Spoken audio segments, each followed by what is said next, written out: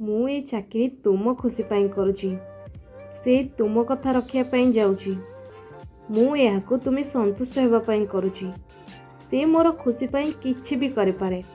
Guys, ଏହିସବୁ ସେଣ୍ଟେନ୍ସକୁ ଆମେ ଇଂଲିଶରେ କେମିତି କହିବା, ଏହାର ଷ୍ଟ୍ରକ୍ଚର କ'ଣ ରହିବ, ଆଜିର ଭିଡ଼ିଓରେ ଆମେ କଭର କରିବାକୁ ଯାଉଛେ। ଖୁସି ପାଇଁ କରିବାକୁ ଯାଉଛି, କଥା ରଖିବାକୁ କରିବା ପାଇଁ ଯାଉଛି, ସନ୍ତୁଷ୍ଟ ହେବା ପାଇଁ କରୁଛି। ଏହିସବୁ सेंटेंस पाई आमे गोटे ही इंग्लिश वर्ड व्यवहार करता सैटिस्फैक्शन। सैटिस्फैक्शन चलते यहाँ को एग्जांपल सांगरे भल भाव बुझी नेबा। मु ये चाकरी तुम खुशी पाई करुछि। I am doing this job for your satisfaction.